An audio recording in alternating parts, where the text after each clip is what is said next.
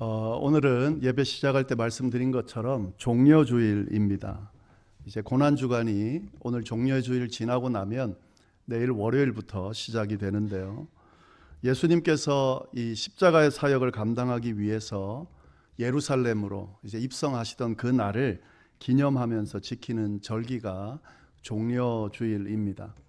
왜 종려주일인가? 이 예수님께서 예루살렘 입성하실 때 많은 백성들이 이 메시아로 오신 예수님을 환영하는 의미로 종려나무 가지를 흔들었습니다. 그래서 그 이름을 종려주일이라 이렇게 지어진 걸로 그렇게 유래되고 있습니다. 이와 관련되는 내용들이 복음서에 성경에 다 나오는데 마태복음, 마가복음, 누가복음, 요한복음 이 복음서 네 곳에 다 이 기록이 되어 있습니다. 그만큼 중요한 내용이다 하는 거죠.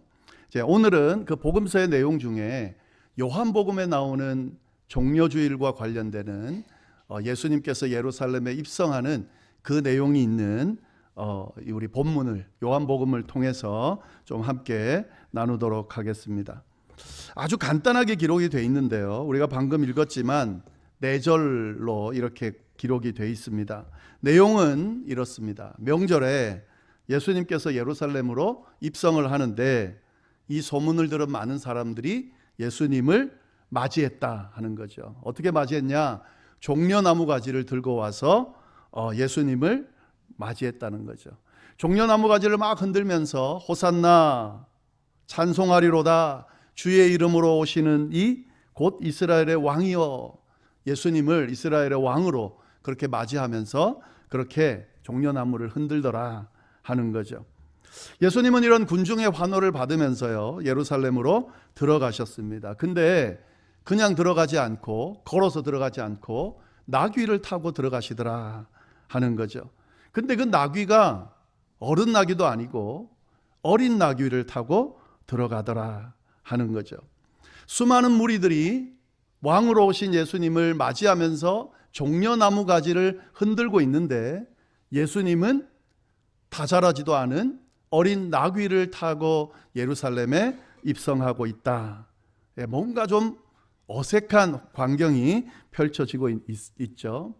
이런 의미들이 어떤 의미인지 이제 본문을 하나하나 좀 보면서 우리 함께 좀 말씀을 나누도록 하겠습니다. 전체 내용은 이렇고요. 이 구절 구절마다 담겨 있는 의미가 있기 때문에 그 말씀을 좀 보면서 보다 자세히 이때의 상황이 어떤지 함께 나누도록 하겠습니다. 자, 12절 말씀 보시면은 우리 같이 한 목소리로 좀 읽어볼까요? 그 이튿날에는 명절에 온 큰 무리가 예수께서 예루살렘으로 오신다는 것을 듣고, 이렇게 돼 있죠. 그러니까 명절에 예수님이 예루살렘에 온다는 이야기를 들었다 이런 내용인데, 우리가 이 한 구절 한 구절을 보면은 그 안에 담긴 의미가 있습니다. 우리가 그 부분을 좀 잘 찾아내야 됩니다. 명절에 온 큰 무리가, 이 부분 명절에 예수님이 올라갔다는 거예요. 그냥 평상시에 그냥 올라간 게 아니라 예수님이 예루살렘에 명절에 올라갔다 하는 거죠. 어떤 명절인가? 6월절입니다. 유대인의 3대 절기 중에 하나인 6월절에 예루살렘으로 예수님이 올라갔다. 그래서 이게 명절이다, 6월절이라는 걸 알면 큰 무리가 라고 하는 이 큰 무리가 어느 정도 규모가 되는지를 알 수가 있습니다. 물론 우리는 모르죠. 이 팔레스틴 지역에 사는 사람이 아니니까 그 문화를 모르기 때문에 우리는 큰 무리가 어느 정도 되는지, 한 몇 명이나 될까요? 몇백 명 될까요? 몇천 명 될까요? 몇만 명 될까요? 우리는 잘 예측이 안 됩니다만은 이 큰 무리가, 명절에 큰 무리가 이렇게 하면 이 문화를 아는 팔레스틴 사람들은 딱 어느 정도인지 답이 나옵니다.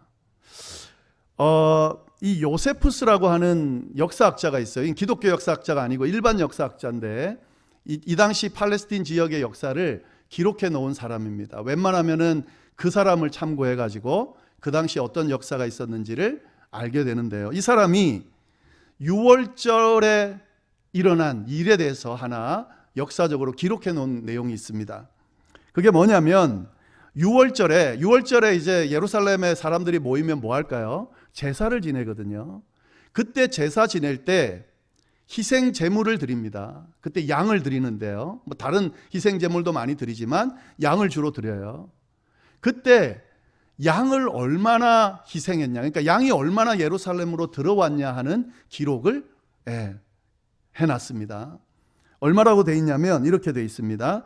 6월절의 희생 제물로 예루살렘에 도착한 양의 숫자가 25만 6,500마리다. 그러니까 한 해에 6월절만 놓고 봤을 때에 그때 희생 제물로 드리기 위해서 양이 예루살렘으로 들어간 숫자가 25만 6,500마리라는 거죠. 여러분, 25만 6,500마리가 한 가정이 제사를 드릴 때입니다. 한 집안이. 보통 그렇죠. 한 명이 드리는 게 아니라요. 그러면 그 가족이 몇 명이나 될까요? 꽤 많겠죠. 우리 4인 가족이만 해도 엄청 많겠죠. 근데 이 당시 팔레스틴 지역은 가족들이 많습니다. 친척들하고 같이 드렸다라고 한다면 어떻게 될까요? 최소한 수십만 명은 되겠죠. 100만이 넘어갈 수도 있습니다. 6월절에 얼마나 많은 사람이 모였냐, 예루살렘에? 수십만 명이. 이건 제가 제일 이렇게 적게 잡아서 이야기를 드리는 거예요. 수백만 명이 모였다는 거죠. 자, 그러면 오늘 말씀은 이렇게 되는 거죠. 명절에 온 큰 무리 어느 정도 될까요? 수십만 명은 되겠죠. 최소한 수만 명은 되는 거예요. 예수님을 맞이한 사람이 어느 정도인지를 그리면서 봐야 이때 이 말씀의 배경을 잘 알 수가 있습니다. 그렇게 많은 사람들이 이렇게 지금 예수님을 맞이했다라고 하는 건데, 여기서 제가 이렇게 설명드리는 이유가 있습니다. 지금 이 예수님이 예루살렘에 입성하는 이 장면이 지어낸 이야기일까 실제 이야기일까, 그거를 생생하게 사실 드러내는 구절이기도 합니다. 이 부분은요. 왜냐하면 수많은 수십만 명의 사람들이 목격한 거예요. 수백 명이 목격하고 예수님이 예루살렘에 입성했대, 이게 아니에요. 수십만 명이, 최소한 수십만 명이 목격하거나 들었거나 하는 분위기라는 거죠. 그러니까 지어낸 이야기가 아니라 수많은 목격자들이 있다라고 하는 거고요. 그리고 예루살렘에서 일어났다, 이것도 굉장히 또 중요한 의미가 있습니다. 저 변방에 사람들이 잘 찾지도 않은 시골 마을에서 일어난 사건이 아니라 이스라엘의 수도인 그런 제일 중요한 핫한 도시인 예루살렘에 예수님이 등장하셨고 이런 사건이 일어났다 하는 거죠. 그러니까 공개적으로 거짓이라고 말할 수 없는 그런 상황에서 이 일이 일어났다 하는 겁니다. 우리가 이 부분을 좀 잘 이해를 하면서 이 말씀을 좀 보면 좋겠습니다. 이런 상황에서 일어난 사건인데, 근데 그 사건이 언제 일어났냐? 그 이튿날에는 이렇게 되어 있습니다. 그 이튿날에는, 이 그 이튿날에는 이런 표현을 쓰려면 그 전날에 뭐가 있어야 이 표현을 쓸 수가 있어요. 아무 일도 안 일어나면 그 이튿날에는 이런 표현을 할 필요가 없잖아요. 그죠? 근데 그 전날에 사건이 있었던 거예요. 그래서 그 사건이 있었던 그 다음 날에 예수님이 예루살렘에 입성했다, 이런 의미가 되는 겁니다. 그 이튿날에, 그 전날에 무슨 일이 일어났을까요? 엄청난 사건이 하나 일어났습니다. 그게 뭘까요? 죽었던 나사로가 다시 살아나는, 예수님이 죽은 나사로를 다시 살리는 사건이 일어났어요. 그 예수님께서 나사로를 살리신 사건 다음 날에 이 일이 일어났다 하는 거죠. 죽은 나사로를 살리신 이후에 그때 분위기를 지금 그 전의 내용들을 쭉 보면은요, 설명이 잘 돼 있는데, 예수님이 어떻게 하셨을까요? 어떻게 되었을까요? 엄청난 주목을 받았죠. 한번 생각해 보세요, 여러분. 예수님이 공생애를 시작하시면서 수많은 사람들이 주목했습니다. 그가 가르치는 말씀에 주목했고, 또 그가 행하는 기적에 주목했고, 그가 병자를 고치고 가난한 사람을 돌아보는 것 때문에 주목해서 수많은 사람들이 따라다녔는데 그 정도가 아니라는 거예요. 죽은 나사로, 죽은 사람이 산다, 이건 말이 안 되잖아요. 근데 그거를 예수님이 행했다는 거죠. 그러니까 수많은 사람이라는 거는 예수님을 따라다니는 정도가 아니라 그 사건이 일어난 이후에 수많은 사람들이 따라다닐 때에 일어난 사건이다 하는 거죠. 이걸 어떻게 알 수 있냐면요, 오늘 본문에는 안 나오는데 그 앞에 9절 말씀 제가 한번 읽어보겠습니다. 9절에 이렇게 되어 있습니다. 유대인의 큰 무리가 예수께서 여기 계신 줄을 알고 오니 이는 예수만 보기 위함이 아니요 죽은 자 가운데서 살리신 나사로도 보려 함이로라. 그러니까 그 전날에 예수님을 찾으러 수많은 사람들이 예수님 만나기 위해서 왔다는 거예요. 왜 왔을까? 여기 말씀에 나오잖아요. 예수님만 보려고 온 게 아니라 죽었다가 다시 살아난 나사로도 보기 위해서 왔다는 거죠. 죽은 사람을 살리신 예수님, 또 죽었다가 살아난 나사로 보기 위해서 얼마나 많이 왔을까요? 엄청나게 많이 왔겠죠. 자, 근데 그걸 보면은요, 11절 말씀 보시면 나사로 때문에 많은 유대인이 가서 예수를 믿었다. 예수님을 따르는 정도가 아니라 예수님을 믿게 되는 유대인들이 많았다는 거예요. 나사로가 다시 살아난 것 때문에. 근데 어느 정도 이게 파급력이 있었냐면 10절에 뭐라고 나왔냐면 이렇게 되어 있습니다. 대제사장들이 나사로까지 죽이려고 모의했다. 이전까지는 예수님만 죽이려고 했는데 이제는 나사로도 죽이려고 한다는 거죠. 왜요? 나사로가 다시 살아났다는 게 사실인데 이것 때문에 수많은 사람들이 예수를 믿게 되니까 예수만 죽여서는 안 되겠다 생각이 드는 거예요. 그래서 나사로까지 죽이려고 했다 하는 거죠. 그 다음 날에 일어난 사건이 바로 예루살렘 예수님이 입성하는 사건이다 하는 거죠. 어느 정도 많은 사람들이 따랐는지를 우리가 좀 상상하면서 이 사건 이후에 예수님을, 예루살렘에 입성하는 예수님을 맞았던 사람들이 예수님을 도대체 어떻게 생각하면서 맞았을까를 우리가 생각하기 위해서 지금 이 설명을 드린 겁니다. 자, 그러면 이제 예수님이 예루살렘에 입성합니다. 어떻게 맞이하는지 한번 보겠습니다. 13절 말씀 한번 같이 읽겠습니다. 시작. 종려나무 가지를 가지고 맞으러 나가 외치되 호산나 찬송하리로다. 주의 이름으로 오시는 이 곧 이스라엘의 왕이시여 하더라. 예.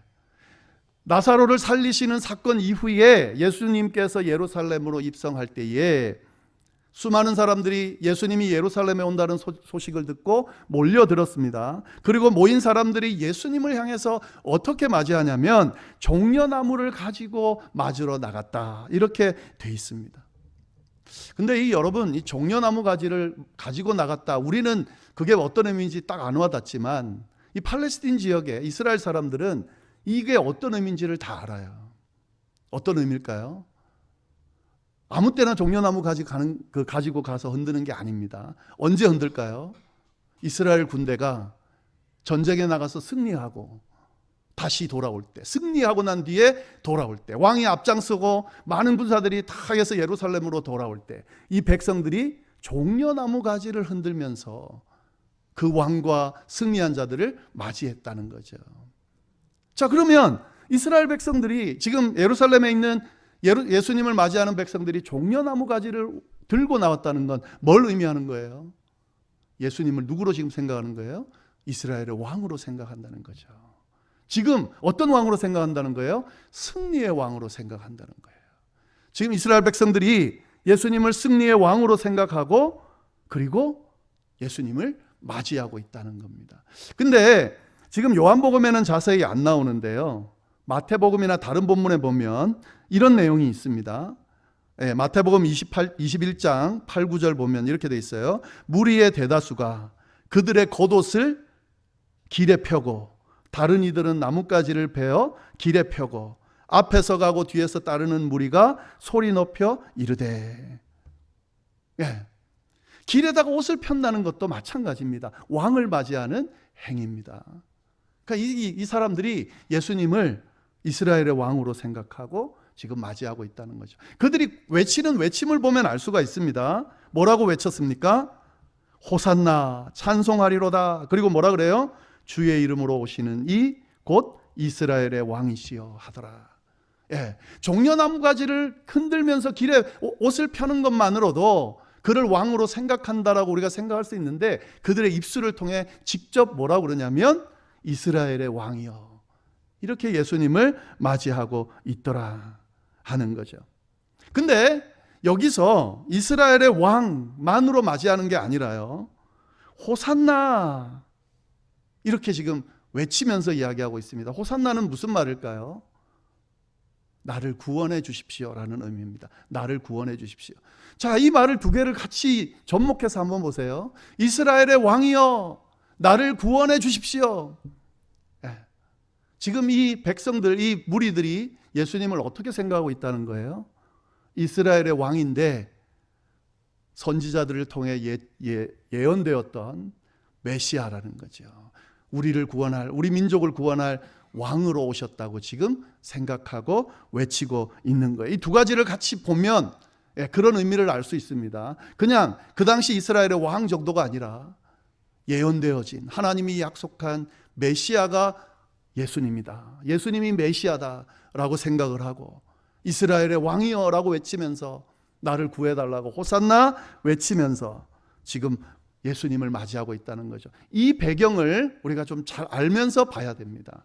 자, 그러면 이런 상황에서 예수님은 스스로를 이 수많은 무리들이 메시아라고 하면서 지금 맞이하는데 예수님은 어떻게 할까요? 14절 말씀 보시면은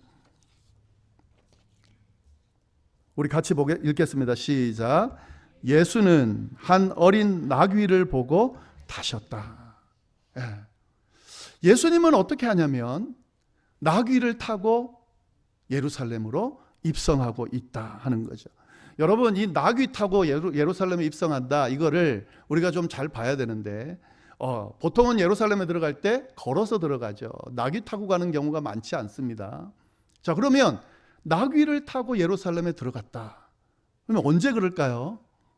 왕이 예루살렘에 들어갈 때에 나귀를 타고 말을 타고 들어간다 하는 거죠. 자, 예수님이 나귀를 타는 걸 선택하셨다면, 이거 누가 준 게 아니에요. 예수님이 나귀를 선택하시고 타셨어요. 그러면 스스로를 뭐라고 지금 이야기하는 거예요? 왕이라고 이야기를 하는 거예요. 지금 이스라엘의 왕이라고 당신을 드러내는 거예요. 이 앞에는 이스라엘의 왕이다 이런 이야기를 들을 때에, 또 메시아다, 구원할 메시아다라는 이야기를 들을 때 말하지 말라고 그랬습니다. 근데 예수님께서 베드로의 고백 이후에 당신이 십자가에 고난당할 것과 죽으심과 부활할 것을 이야기하면서부터 당신의 모습을 숨기지 않았고요. 결국에 이 예루살렘에 입성하는 순간에는 내가 왕이다, 내가 이스라엘의 왕이다 라고 분명하게 행위를 통해서 드러내면서 지금 입성하고 계셨다 하는 거죠. 이스라엘의 왕, 메시아를 맞는 군중들과 그리고 당당히 이스라엘의 왕임을 인정하면서 들어가고 있는 이 장면이 바로 종려주일날 우리가 보고 있는 본문의 내용이다 하는 거죠. 지금 근데 한 가지 우리가 풀어야 될 숙제가 있습니다. 왜 어린 나귀를 타고 갔냐 하는 거예요. 왕임을 스스로 인정할 정도였다면 말을 타고 들어가든지, 말이 흔하지 않았다라고 하면 성인이 된 나귀를 타고 좀 당당하게 들어가도 되는데 왜 어린 나귀를 직접 취하셔서 그걸 타고 들어가셨냐 하는 거죠. 여기서 예수님을 맞이하는 사람들도 예수님을 이스라엘을 구원할 메시아라고 생각하고 있고, 예수님도 당신이 이스라엘을 구원할 메시아인 이스라엘 왕이라고 인정하면서 들어가는데, 다 동의하는데, 다 그렇다고 하는데 왜 굳이 어린 나귀냐고요. 지금 이 15절 말씀 우리 같이 한번 읽어보겠습니다. 15절 같이 읽겠습니다. 시작.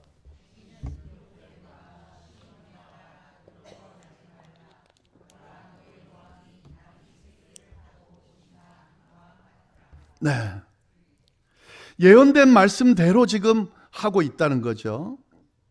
그래서 이게 스가랴 9장 9절 스가랴 선지자가 예언한 내용입니다. 이 예언대로 예수님이 나귀를 타고 지금 예루살렘에 입성하고 있어요. 그러니까 이스라엘의 왕, 이스라엘을 구원할 메시아로 입성하고 있는데 여기 보면 나귀 새끼를 타고 들어간다. 이렇게 돼 있습니다. 나귀 새끼를 타고 오신다. 예수님은 지금 이 예언의 말씀 그대로 지금 행하고 있는 거예요. 당신이 이스라엘의 왕임을 드러냈는데 이 이스라엘의 왕의 모습으로 어떻게 이스라엘의 왕으로 그 역할을 감당하는지를 드러내면서 그대로 지금 보여주고 있다 하는 거죠. 나귀를 타고 들어가는 이 예수님의 모습은 이 예수님을 맞이하면서 이스라엘을 왕으로 맞이하는 사람들과 똑같은 의미의 이스라엘 왕이 아니었다라고 하는 사실을 이 말씀을 통해, 이 행위를 통해 우리가 알 수가 있다 하는 거죠. 이스라엘 백성들은 예수님을 우리를 구원할 메시아라고 왕으로 생각하면서 막 종려나무 가지를 흔들면서 우리를 구원해달라고 외칩니다. 그들이 생각하는 왕은 어떤 왕입니까? 정치적이고 군사적인 왕이에요. 지금 로마의 압제 가운데 있잖아요. 이제 예수님이 능력이 있으신 분이거든요. 오병이어 기적만 때만 해도 엄청난 일이 일어났는데 심지어는 죽은 자를 살리는 일까지 하셨으니까 이분이 예루살렘에 이제 입성하면 그 다음에 어떤 단계가 이어질까요? 로마 군사들 그걸 이 예루살렘을 차지하고 있는 이스라엘을 차지하고 있는 로마 군대를 한순간에 다 무찌를 거라고, 그래서 해방시킬 거라는 기대감을 가지고 환호하고 있는 거예요. 나를 구원하실, 이스라엘을 구원하실 군사적인 왕, 정치적인 왕. 그래서 지금 당장 나를 해방시켜줄, 우리를 해방시켜줄 왕으로 지금 열심히 흔들고 있는 거예요. 근데 예수님은 전혀 그런 왕의 모습이 아닌 선지자가 예언한 그대로 나귀 새끼를 타고 입성하고 있다는 거죠. 예수님이 지금 예루살렘에 입성하는 의미는 뭡니까? 어떤 이스라엘의 왕이에요? 어떤 메시아예요? 인류를 위해 나를 내어줌으로, 나를 죽임으로, 내가 고통당함으로, 내가 십자가의 죽음을 맞이함으로 얻게 되는 그 해방, 그 구원을 위해서 지금 사실 환호받을 상황이 아니라 고난 가운데로 들어가는 아주 지금 겸손한 모습으로, 그러면서도 슬프고 심각한 모습으로 예루살렘에 입성하고 있다라고 하는 사실이, 이게 다른 겁니다. 여러분, 이게 다르면요 결과가 완전히 달라져요. 예수님을 희생을 통해, 십자가를 통해 구원을 이루는 이 메시아로 생각하지 않고 내가 필요할 때 언제든지 끌고 와서 내 지금 상황을 해결해주고 나를 해방시켜줄 그런 인간적이면서 정치적이고 군사적인 그런 예수님의 능력을 바라고 예수님을 쫓으면 결론이 어떻게 되는지 아세요? 지금 이 예수님을 환호하면서 맞았던 사람들이 나중에 어떻게 되시는지 아세요? 며칠 뒤에 예수님을 십자가에 못 박으라고 소리치는 군중의 부류에 들어가게 됩니다. 물론 이런 사람도 있어요. 종려나무 가지를 흔들던 사람 중에 끝까지 예수님을 따랐던 사람도 있을 거다. 그 사람과 십자가를 못 박으라는 사람과 다르다. 그럴 수도 있지만 그렇지 않을 수도 있습니다, 여러분. 그 중에 많은 무리 중에 많은 사람들이 아마 또 분위기에 휩쓸려서 갑자기 예수님을 왕으로 맞이하던 사람들이 예수님을 십자가에 못 박으라고 죽이라고 선동하는 데 휩쓸려가지고 거기에 소리치는 무리에 들어가게 됐다라고 하는 거죠. 왜요? 자기가 기대한 대로 안 흘러가니까. 자기가 기대하는 것들은 뭐예요? 예수님이 와서 로마를 완전히 다 둘러엎고 자기가 원하는 대로 빨리 해방이 돼가지고 이스라엘을 구원해야 되는데 그런 모습이 아니라 무기력하게 자기를 내주고 잡히고 십자가에 고난받고 모욕당하고 침뱉음 당하고 그리고는 결국에 십자가에 무기력하게 죽는 이 모습을 보니까 그는 내가 원하는 그런 메시아가 아니고 이스라엘을 구원할 왕이 아니라고 생각하니까 십자가에 못 박으라고 그렇게 바뀌게 된 거죠. 여러분, 예수님께서 가신 그 길이 하나님이 원하는 길이고 하나님이 가라고 하신 길입니다. 겸손하게 나귀 새끼를 타고 예루살렘에 입성해서 무기력하게 자신을 내어줌으로 잡히시고 고통당하시고 십자가의 죽음을 맞이하심으로 말미암아 인류를 구원하는, 인류를 회복시키는, 이스라엘뿐만 아니라 온 인류를 해방시키는 진짜 하나님이 예비해 놓으신 그 구원의 길로 이끄셨다라고 하는 사실을 우리가 놓치면 우리도 이 마음이 바뀐, 그래서 예수님을 십자가에 못 박히라고 외친 그런 군중의 모습으로 바뀌어질 수도 있다는 사실을 우리가 기억하면서 이 종려주일의 모습, 말씀을 묵상할 수 있어야 된다 하는 거죠. 여러분 기억하시기를 바랍니다. 우리가 한 주 뒤에 있을 부활절을 맞이할 때에 그 부활은 십자가를 거친 이후에 얻게 되는 부활입니다. 죽지도 않고 잡히지도 않고 고난당하지도 않고 내주지도 않고 아무것도 안 하면서 내게 은혜가 베풀어지기를, 축복이 베풀어지기를, 내게 영원한 생명이 주어지기를 기대하고 바란다는 것은, 그건 기독교가 가르치는 진리가 아닙니다. 잘못된 신앙을 가지고 있는 겁니다. 고난 이후에 영광이 있고 십자가 이후에 부활이 있고 내 생명을 내어줌으로 말미암아 영원한 생명을 얻게 되는 이 신비를, 나눔으로 복을 누리게 되는 이 기독교적인 십자가의 신비를 머리로 깨닫고 가슴으로 느끼고 삶으로 드러내는 우리 모두가 될 수 있기를 간절히 바랍니다. 기도하겠습니다. 하나님 아버지, 참으로 감사합니다.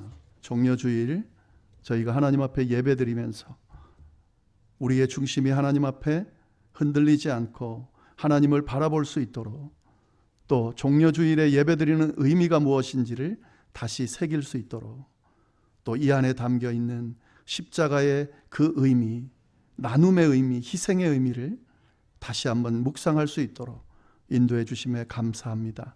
이런 귀한 의미들을 가지고 고난주간을 잘 보내게 하시고 주님의 부활을 기쁨으로 맞이할 수 있도록, 또 이 과정이 우리의 삶 전체에 풍성하게 임할 수 있도록 주여 인도하여 주옵소서.